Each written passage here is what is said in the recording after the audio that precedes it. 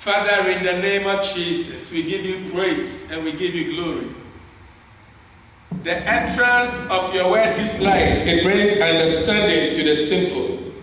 As I bring your word, Father, make my lips like the pen of a ready writer and use me to affect the life of somebody. Use me to bring illumination. Use me to bring information. Use me to bring insight. Use me to bring insight. Use me to bring foresight. Use me to bring a word that will take us to another level in our work with you. In the name of Jesus, I take authority and I come against everything that will become a hindrance. Nothing preventing the word from coming. In the name of Jesus. Thank you, Holy Father, for hearing this prayer. In Jesus' name I pray. Amen. Last Sunday, I was talking about the God of all flesh. Jeremiah chapter 32, verse number 27. It said, "Behold, I am the Lord, the God of all flesh. Is there anything too hard for me?" Today, I want to take it to another level. And I want us to read Genesis chapter 17. The main word is Genesis chapter 17, verse number 1. But then I want to go to Genesis chapter 16, verses 15, 16, and 17. Let me tell you why I'm doing this. The original Bible that we had, there was no chapters. There were no chapters and verses. As a matter of fact, it was Stephen Langton who divided the whole Bible into chapters. And Aaron Nathan divided the Old Testament into verses. And Robert Stephanos also divided the New Testament into verses. Before then, there was nothing like chapters and verses. So sometimes when you forget about the chapters and verses and you read like you are reading a book, a story, it becomes so very beautiful. And that is what I want us to do today. So from chapter 16, last two verses, and then we link it to chapter 17, verse 1. It says, "So Hagar bore Abraham a son, and Abraham named his son whom Hagar bore Ishmael. Abraham was 86 years old when Hagar bore Ishmael to Abraham. When Abraham was 99 years old, the Lord appeared to Abraham and said to him, 'I am Almighty God. Walk before me and be blameless.'" Amen. I am Almighty God. Walk before me and be blameless. I am Almighty God. Never you forget this. I am Almighty God. I love the original Hebrew version. Because the original Hebrew says, "I am your El Shaddai. Walk before me and be thou perfect." El Shaddai comes from two Hebrew words joined together. El and Shaddai. El means great. El means mighty. El means awesome. El means big. El means terrible. And Shaddai means breasts. So El Shaddai actually suggests the feminine aspect of God. All along we know God to be our Father. But He's not only our Father, He's also our Mother. Because He has the biggest, the largest, the most dependable breasts. And I'll explain for you to understand. Prove that God is not just a father, but He's also a mother. He gave birth to His Son, Jesus. And that's why the Bible says, "For God so loved the world, that He gave His only begotten Son." He gave birth. When I preach the light of God, I explain that Jesus proceeded from God. It's just like a woman giving birth to a child. Amen. When I quoted Genesis chapter 1 verse 3 and God said, "Let there be light," I explained that it wasn't an ordinary light. So Jesus came from the Father. Jesus is that light in Genesis chapter 1 verse number 3. Listen to the message again, titled "The Light of God," and you understand it better and clearer. Today I want us to talk about El Shaddai. And what we just read, listen, look at me so you understand. What we just read, right? Abraham was 86 years old when Hagar gave birth to Ishmael, Abraham's first child.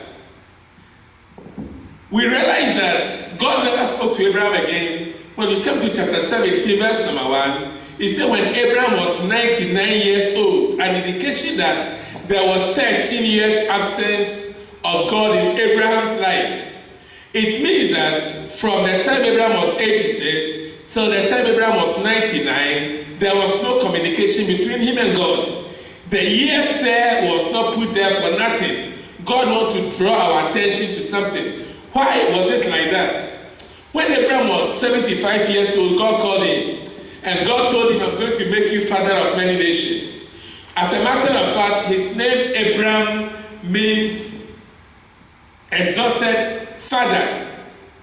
And exalted father at the age of 75, he had no child.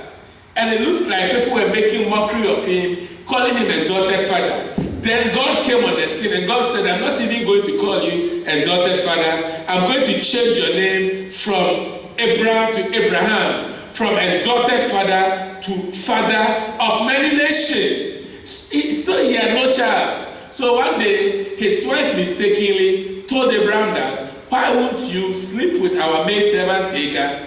Peradventure, probably, through her, we are going to have the promised child. Abraham mistakenly listened to the wife, so he slept with the maidservant, and they had a child, and they named the child Ishmael. From what we read, when Abraham was 86 years old, Ishmael was born. The next thing we heard of Abraham was when he was 99 years. At the age of 99, God came to him and said, Abraham, I am the Almighty God. Walk before me and be thou perfect. It means that Abraham had not been perfect. So walk before me and be thou perfect. It also means that Abraham has not walked before God. Why that message? Why that conversation? It is because when Ishmael was born, God literally withdrew his presence from Abraham. It is like Isaiah chapter 59 verses 1 and 2. He said, behold, God's ears are not dull, that he can hear. Neither is his hand short, that he can't save. But our sins always bring separation between us and God. Bible says if we hide iniquity in our hearts, God will never hear our prayer. Bible says he who covers his sins will never prosper. And as long as Abraham didn't see that he's made a mistake, God was not going to communicate to Abraham. So all along, God was waiting for Abraham to come to his senses, to acknowledge the fact that he made a mistake and confess his sins. So when God realized Abraham was not doing that, God decided to come to Abraham himself. He did 30 years after, when Abraham was 99 years old. When he came to Abraham, he said, Abraham, I am the Almighty God. The original version says, I'm your El Shaddai. Walk before me and be thou perfect. Why El Shaddai? Why Almighty God? It is because, you see, Abraham mistakenly listened to somebody who happened to be his wife and slept with a maidservant, and Ishmael was born. The birth of Ishmael was seriously going to distort God's calendar for his creation.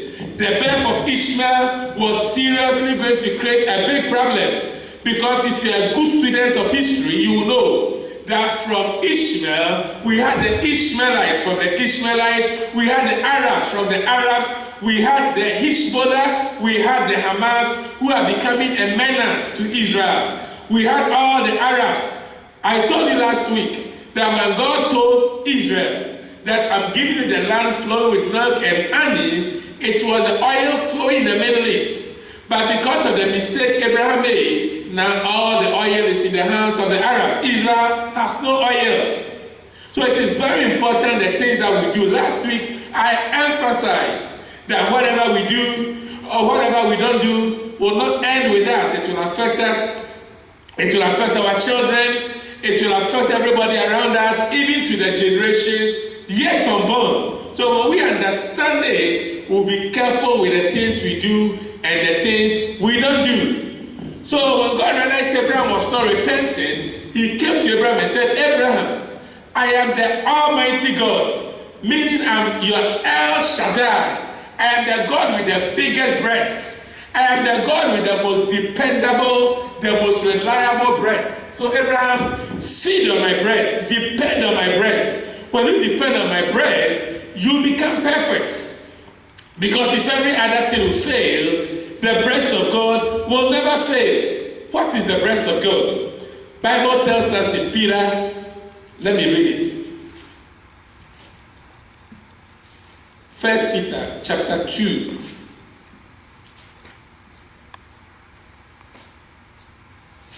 First Peter chapter 2, verse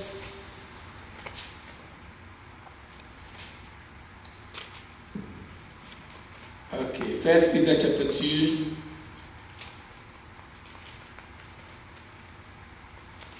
verse number 2. It says, as newborn babies, desire the sincere milk of the word, that you may grow thereby. So, the children, for them to grow very well, they are fed from mother's breasts. Milk from the mother's breast.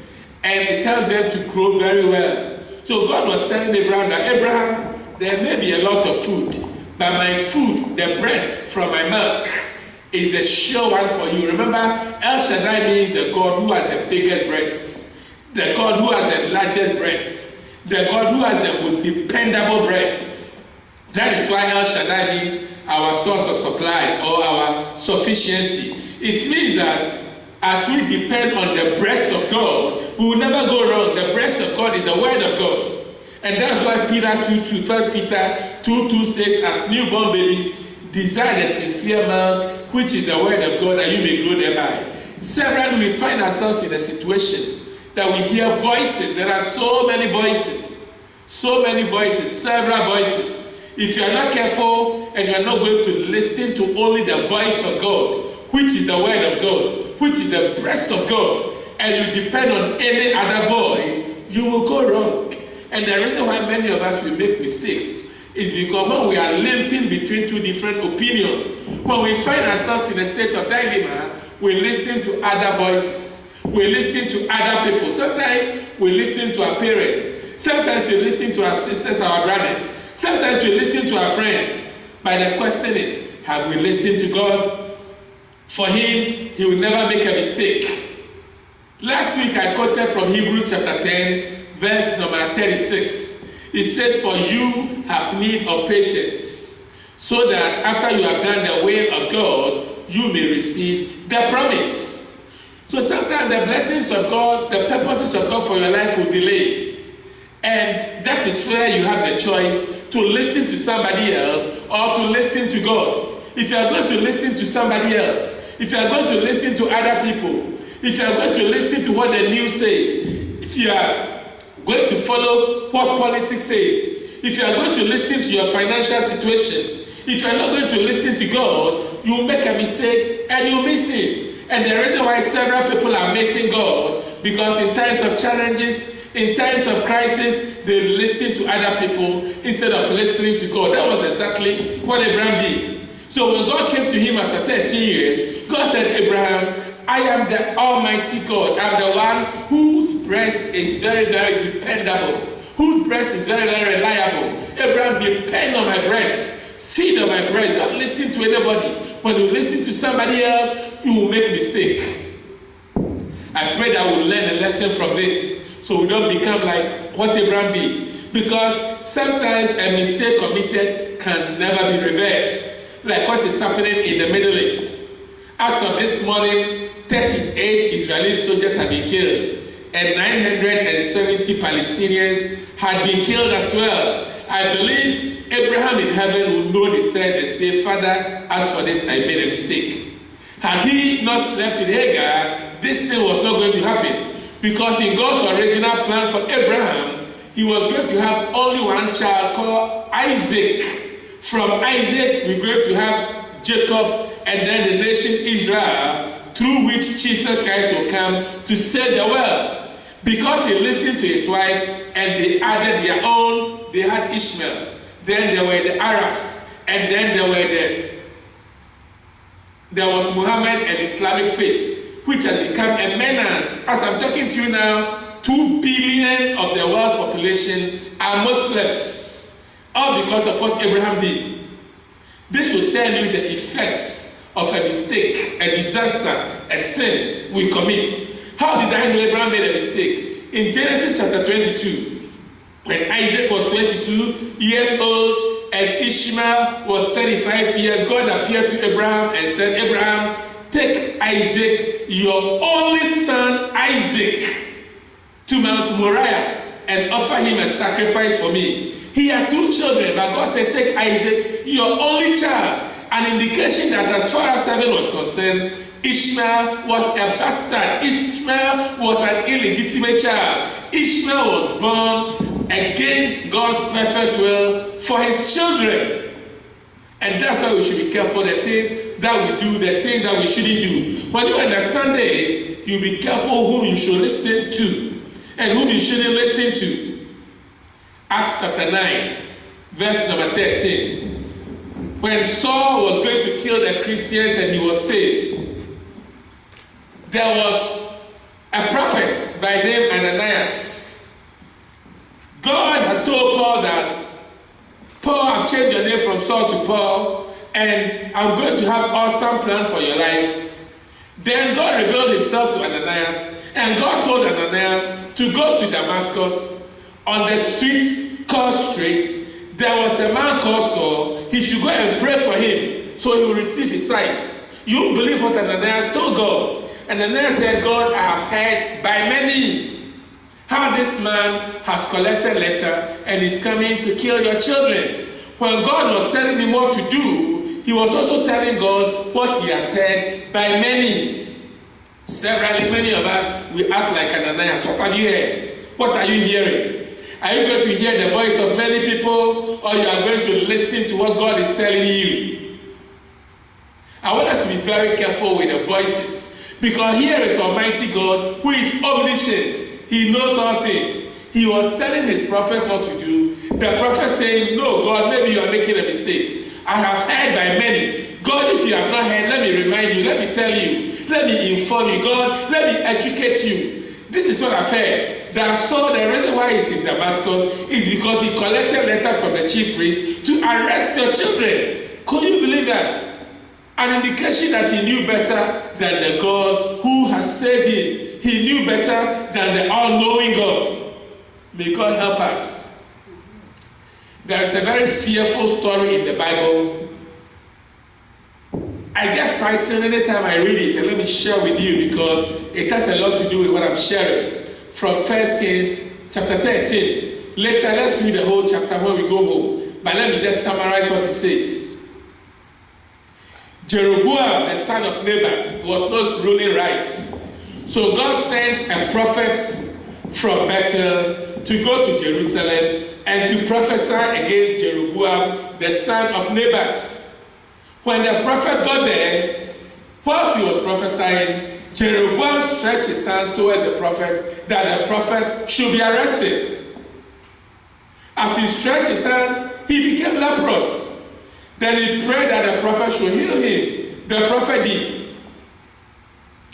Then he pleaded with the prophet. He said, come, let's go home so I can give you food to eat and water to drink. Listen, the prophet said, no, I will never eat, I will never drink. Because when I was coming, God told me never to eat, never to drink. God even instructed me to change my route when I'm going back. And that is exactly what I'm going to do. God used him to perform a lot of miracles that day. And then everybody was delighted. They saw the glory of God. There were 2 young men there whose father was an old prophet. So when they left, they went home and they told the old prophet what the man of God came to do in Bethel, in Jerusalem from Bethel. So the old prophet asked his sons, where did he go? Then the sons showed him the direction through which the man of God went.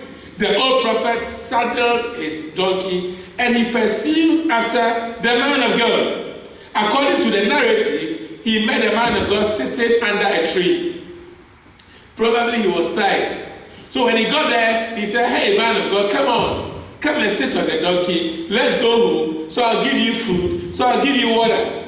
The man of God said, you don't know what you're talking about. Who are you? When I was coming, God told me never to eat, never to drink. God told me to even change my route, and I've done exactly that. Weren't you told that when even the king wanted to take me home, to give me food and to give me water, I didn't comply? So who are you to tell me to come with you? Then, listen. Then the prophet said, I am also an old prophet like you. Probably he showed him his Bible school certificates. Probably he showed him his credentials. Probably he showed him something beyond every shadow of doubt, that he was also a prophet, an old prophet. And unfortunately, the man of God became convinced.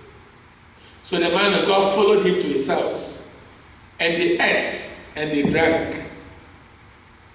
It is so sad a story, because whilst they were eating and they were drinking, there was a prophecy, a real prophecy from God. You believe who gave the prophecy? The old prophets. You believe the content of the prophecy. The prophecy says, hey, you man of God, when you were coming from Bethel, God said, don't eat, don't drink, change your route. You have disobeyed God. So on your way going, you will meet a lion, and the lion will devour you. Could you believe that? So as he left and he was going, he met a lion. The lion devoured him, killed him, and ended his life. So his ministry was thwarted. God's purpose for his life was aborted, because he listened to a supposedly old prophets. And that's why we got to be careful the people we listen to. And that is why this El Shaddai message is very, very important. Be careful whom you listen. There are several voices. But it was Jesus who said in John chapter 10, that my sheep hear my voice. So a proof that we belong to him is that we should hear his voice. If you are not careful and you are going to hear the voice of somebody else, you will go astray. Paul, during his second missionary journey, he went to Galatia, he preached to the Galatians, and several of them gave their life to Jesus. During the third missionary journey, he went down again, and most of them had backslidden. Most of them had gone back to the world. So in Galatians chapter 3, verse number 3, he said, all foolish Galatians, who has bewitched you? Are you so foolish that you started in the spirit and you are now ending in the flesh? In Galatians chapter 1, verses 4, 5, 6, and 7, Paul said, I know in my absence, somebody else came to preach a different gospel to you, and that's why you went back into the world. Then in verse 6, he said, if even I, Paul, or an angel from heaven come and preach different gospel to you than what you have heard, let him be accursed. And in verse 7 he said, I repeat, if I or an angel from heaven come and preach something different to you, let him be accursed. Which means that the person might even be a pastor. The person might even be a minister, a prophet, a teacher, an apostle. If they tell you something different from what God is telling you, let him be accursed. In other words, reject it. What I want you to understand is God is not scared of you. So everything that is so very important, God will also talk to you. Sometimes he will tell somebody first, but then wait until you receive confirmation from God before you act on it. Other times he will talk to you first, and then he will use somebody else to throw more light on it. Had Abraham done this, he wouldn't have made that mistake and listened to his wife and slept with Hagar and had Ishmael. My prayer for you is that God will open the eyes of your understanding, that you be careful the kind of voice you're going to hear.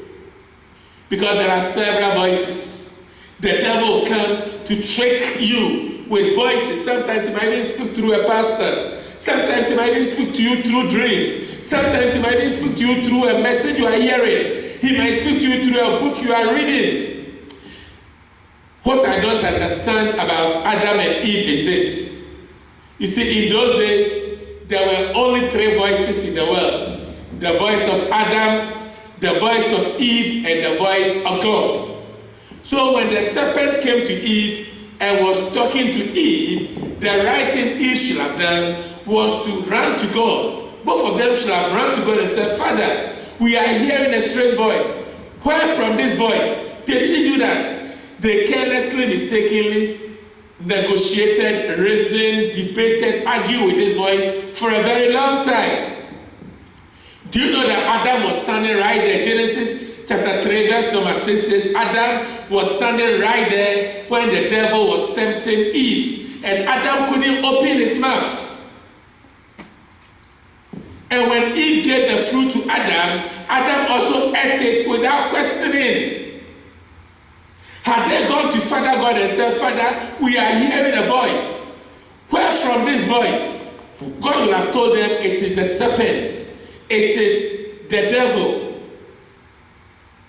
This devil is very smart and clever. So for our own good, let us be careful the voices we are going to hear. Sometimes it has to do with the person we are going to marry. Sometimes it has to do with the job we want to take.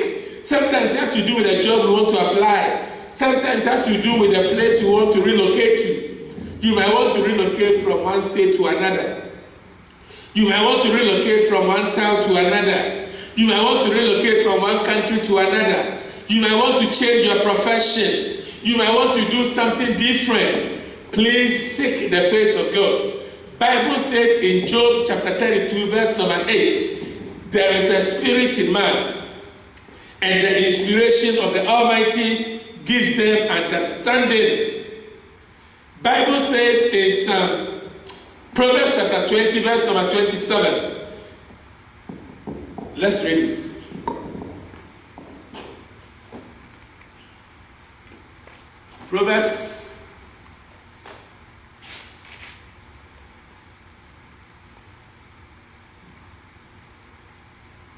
Proverbs chapter 20 verse number 27.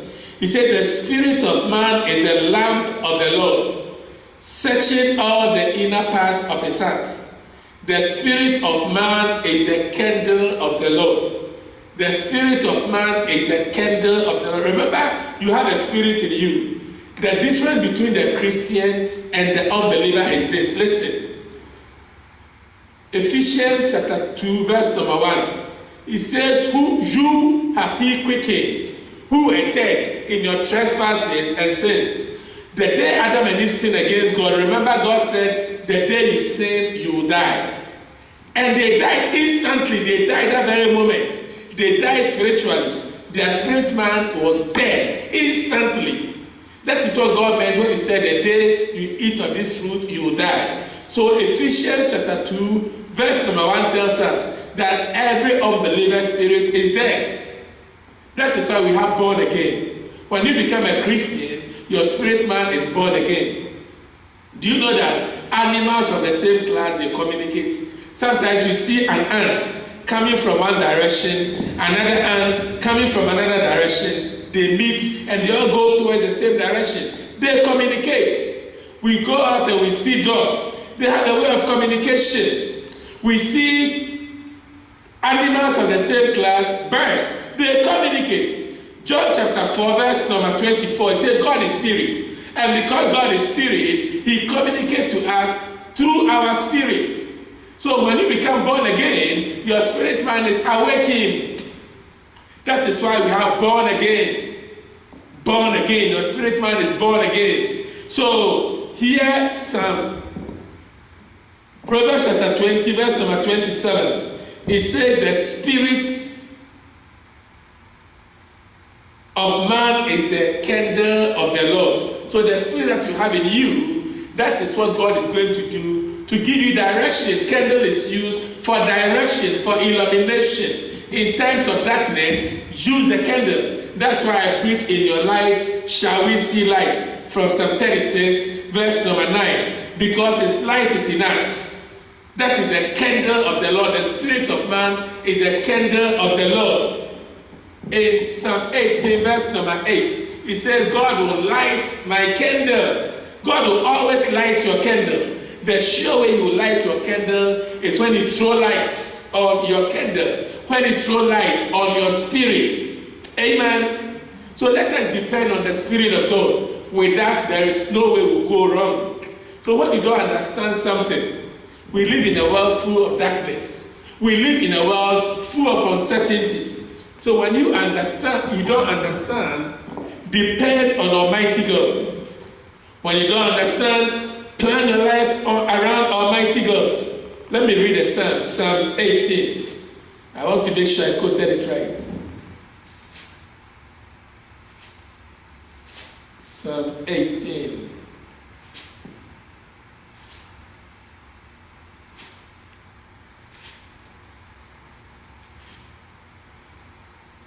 Psalm 18, verse 28.